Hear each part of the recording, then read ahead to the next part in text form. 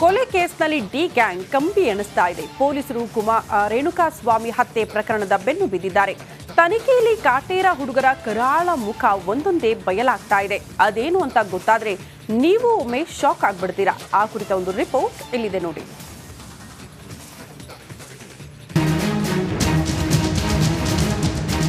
ರಕ್ಕಸರು 17 ರಕ್ಕಸರು ರೇಣುಕಾಸ್ವಾಮಿ ಕೊಲೆ ಕೇಸ್ನಲ್ಲಿ 17 ರಕ್ಕಸರು ಸೆರೆವಾಸ ಅನುಭವಿಸುತ್ತಿದ್ದಾರೆ. ಮಾಡಬಾರದನ್ನ ಮಾಡಿ ಪರಪ್ಪನ ಅಗ್ರಹಾರದಲ್ಲಿ ಮುದ್ದೆ ಮುರಿತಿದ್ದಾರೆ. ಈ ಡೆವಿಲ್ ಹುಡುಗರ ಕರಾಳ ಮುಖ ಒಂದೊಂದಾಗಿಯೇ ಹೊರಬರ್ತಿವೆ.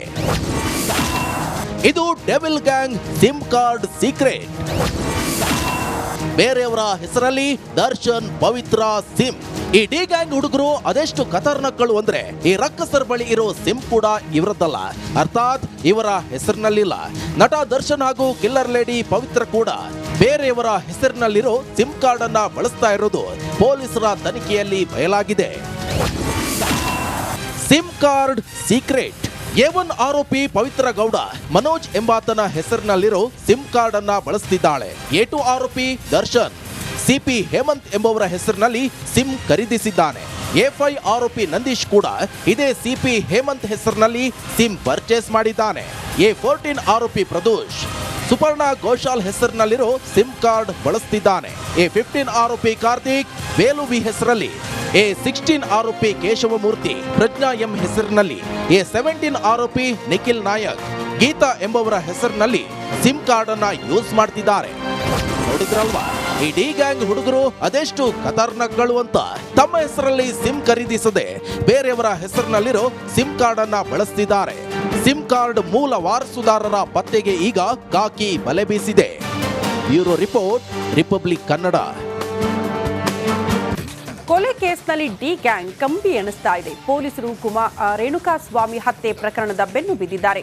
ತನಿಖೆಯಲ್ಲಿ ಕಾಟೇರ ಹುಡುಗರ ಕರಾಳ ಮುಖ ಒಂದೊಂದೇ ಬಯಲಾಗ್ತಾ ಇದೆ. ಅದೇನು ಅಂತ ಗೊತ್ತಾದ್ರೆ ನೀವು ಒಮ್ಮೆ ಶಾಕ್ ಆಗ್ಬಿಡ್ತೀರಾ. ಆ ಕುರಿತ ಒಂದು ರಿಪೋರ್ಟ್ ಇಲ್ಲಿದೆ ನೋಡಿ.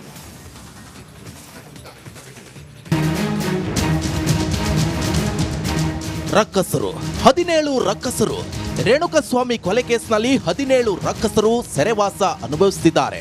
ಮಾಡಬಾರದನ್ನ ಮಾಡಿ ಪರಪ್ಪನ ಅಗ್ರಹಾರದಲ್ಲಿ ಮುದ್ದೆ ಮುರಿತಿದ್ದಾರೆ.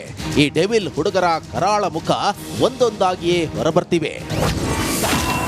ಇದು devil gang sim card secret. ಬೇರೆಯವರ ಹೆಸರಲ್ಲಿ ದರ್ಶನ್, ಪವಿತ್ರ, ಸಿಮ್.